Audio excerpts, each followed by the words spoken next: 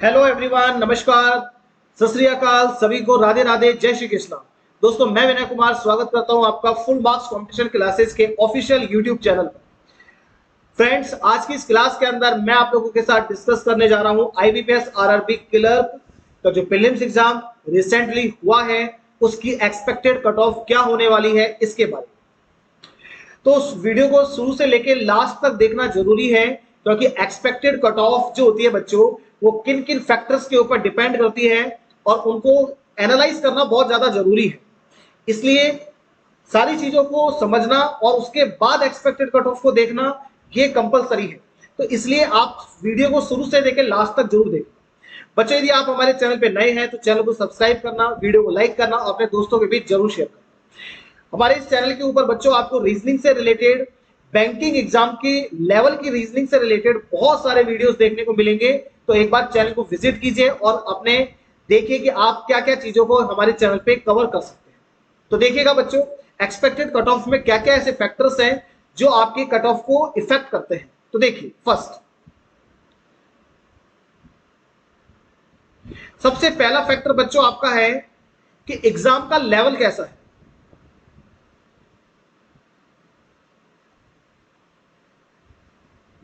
Exam के level के ऊपर बच्चों कट ऑफ बहुत ज्यादा डिपेंड करती है।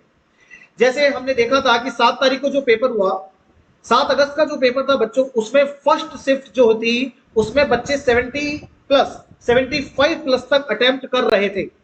लेकिन जैसे जैसे शिफ्ट बढ़ती गई, सेकेंड, थर्ड, फोर्थ शिफ्ट तक जो पेपर का लेवल था बच्चों वो डिफिकल्ट होता गया। और फोर्थ शिफ्ट में जो बच्चे अटेम्प्ट कर पा रहे थे वो 65 प्लस कर पा रहे थे। फिर इसके बाद हमने जो नेक्स्ट शिफ्ट में पेपर हुए उसमें देखा तो पहली शिफ्ट थोड़ी सी इजी थी, लेकिन उसके बाद जो शिफ्ट थी सेकंड, थर्ड, फोर्थ, उसमें डिफिकल्टी लेवल बढ़ गया और बच्चे जो अटेम्प्ट कर पा रहे थे वो 65 प्लस कर पा रहे। तो एग्जाम के लेवल के ऊपर कट ऑफ बहुत ज्यादा डिपेंड करती है। सबसे बड़ा और दूसरा जो फैक्टर होता है बच्चों, वो ये होता है कि बच्चे अटेम्प्ट कितना कर रहे हैं, यानी अटेम्प्ट के ऊपर डिपेंड करता है।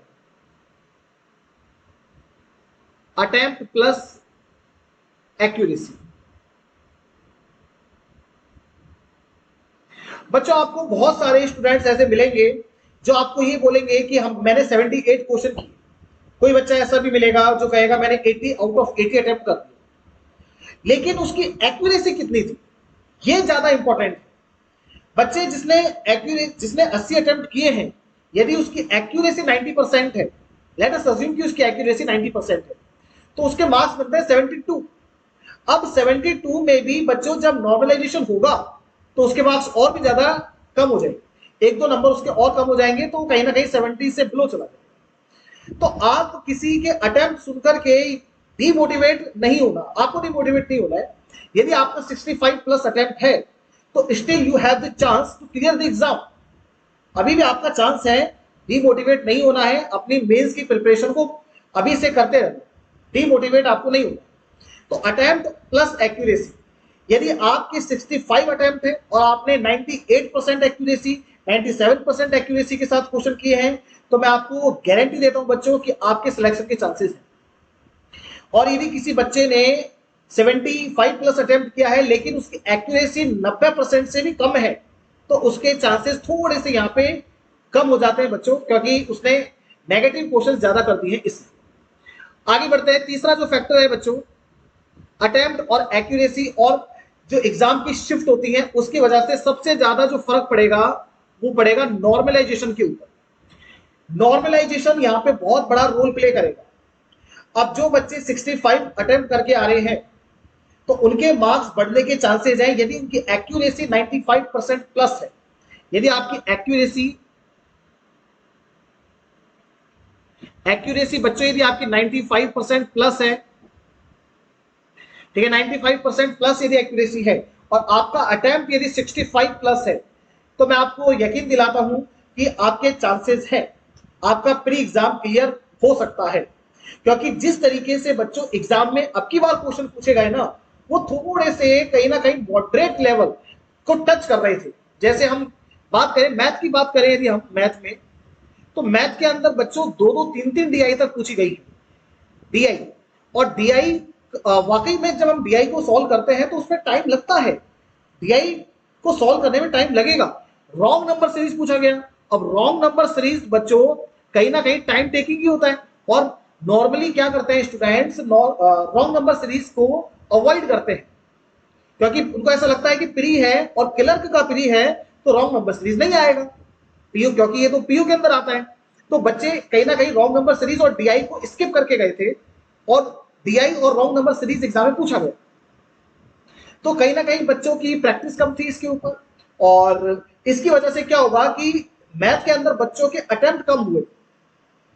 अब जो बच्चे 75 करके आ रहे हैं, रियली मैं यदि वाकई में उन्होंने मेहनत की है तो करके आ रहे होंगे, मैं ऐसे नहीं कह रहा, लेकिन कुछ बच्चों ने यदि यहाँ पे तुक्के मारे होंगे तो बच्चे आपने गड़बड़ कर दी है, आपको तुक्के नहीं मारने थे, बस यही काम आपको करना था, आपका अटेम्प्ट। बच्चे देखो क्या कर अपने माइंड सेट क्या लेकर के गए कि भाई एग्जाम में जो कट ऑफ जाती है क्लर्क की, आरएमपी क्लर्क की स्पेशली बात करूं तो कट ऑफ होती है 75 प्लस। तो बच्चे का दिमाग कहीं ना कहीं ये था कि मुझे 80 तो कम से कम अटेम्प्ट करके ही आने हैं, या 78 तो मुझे कम से कम अटेम्प्ट करके ही आने हैं। तो इस माइंडसेट के साथ बच्चा एग्जाम में बैठा, लेकिन एग्जाम का लेवल आ गया डिफरेंट।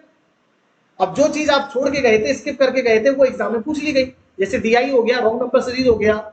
और यदि हम बात करें रीजनिंग के अंदर तो फ्लोर प्लस फ्लैट की पजल पूछी गई, ठीक है, जो कि आरआरबी कलर के अंदर पूछने के चांसेस ही बहुत कम थे, लेकिन वो पूछ लिया है। तो अल्टीमेटली टाइम टेकिंग क्वेश्चन थे, और जिन बच्चों ने तुक्के मार दिए ना, वो मिस्टेक कर रहे, वो बच्चे मिस्टेक कर रहे।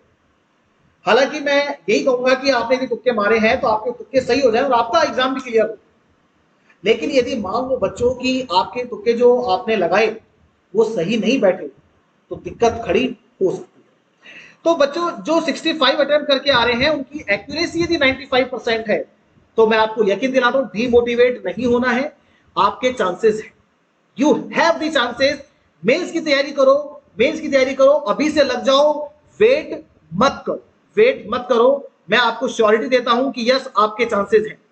68 किसी का अटेम्प्ट है, किसी का 69 अटेम्प्ट है, एक्यूरेसी यदि 95% है, यू हैव द चांस। अब देखो दोस्तों, मैं बात करता हूं कि कट ऑफ जनरली हम क्या अज्यूम कर सकते हैं इस एग्जाम के लिए। तो कट ऑफ की यदि मैं बात करूं तो सबसे बड़ी चीज कि जो कट ऑफ होती है बच्चों, वो आपके स्टेट वाइज अलग अलग होती है, ठीक है। राजस्थान की कट ऑफ अलग जाएगी, ठीक है, बात करें यूपी की अलग जाएगी, केरला की अलग जाएगी, अलग अलग स्टेट्स की अलग अलग कट ऑफ रहने वाली है। तो बेसिकली हम एक मोटे मोटे रूप से बात कर रहे हैं, ओवरऑल बात कर रहे हैं, और फिर आप अपने स्टेट वाइज जिस स्टेट से आप बिलोंग करते हैं उन स्टेट्स में आप अपनी कट ऑफ को देख सकते हैं कि कहां पर वेरी करती है, ठीक है। तो बच्चों मैं सीधे सीधे बात करता हूं जनरल कैटेगरी। जनरल कैटेगरी की जो कट ऑफ है वो कहीं ना कहीं 68 से लेकर के 75, 68 से लेकर 75 तक रहने वाली है जनरल की कट ऑफ। अब जो बच्चे ये सोच रहे हैं कि मैंने तो अटेम्प्ट ही 65 किया है, तो बच्चों आपके नंबर नॉर्मलाइजेशन के अंदर बढ़ जाएंगे। आप समझिए, आप किसी की कट ऑफ को देख करके कि सर तो बोल रहे हैं कि 68 जाएगा, 75 जाएगा, और आप एवरेज ले रहे हैं कि सर 72 गया कट ऑफ, 72 कट ऑफ गया, तो अब आप ये अपने दिमाग में बैठा लें कि 72 जाएगा, मेरे तो अटेम्प्ट ही 65 है, मेरे तो होगा ही नहीं। आपके चांसेस है, यस मेरी बात को सुनिए, आपके चांसेस है। 68 से लेके 75 कट ऑफ रहने वाली है, लेकिन 65 जो अटेम्प्ट करके आया है बच्चा विद 95, 96, 97% एक्यूरेसी, उसके पास चांसेस हैं। तो 68 से लेके 75 आपकी कट ऑफ रहने वाली है आईबीपीएस क्लर प्रीलिम्स एग्जामिनेशन की, ठीक है। तो ये हमारी जनरल की कट ऑफ है, और इसी के अराउंड अराउंड आप बाकी जैसे ओबीसी की बात कर लें, तो ओबीसी की जो कट ऑफ है वो इससे कहीं ना कहीं 1-2 नंबर ही कम रहने वाली है, ज्यादा कम नहीं जाएगी। ओबीसी की कट ऑफ रहेगी बच्चों 66 से लेकर के 73, ठीक है। और ईडब्ल्यूएस कैटेगरी की बात कर लें तो ईडब्ल्यूएस कैटेगरी की जो कट ऑफ रहने वाली है वो अराउंड अराउंड आपकी 65 से लेकर के 71 के अराउंड रहने वाली है। तो आप यदि जितने अटेम्प्ट हैं आपके, और आपको पता होगा बच्चों क्योंकि पेपर आपने दिया है, तो पेपर आपने दिया है तो आपको ये पता होगा कि आपकी एक्यूरेसी कितनी थी। तो पेपर टोटली डिफरेंट आया था, मैं कंप्लीटली एग्री करता हूं बच्चों कि जैसा एक्सपेक्ट किया गया था वैसा पेपर तो नहीं था, पेपर थोड़ा सा डिफरेंट लेवल का था, थोड़ा क्या बहुत ज्यादा डिफरेंट लेवल का था।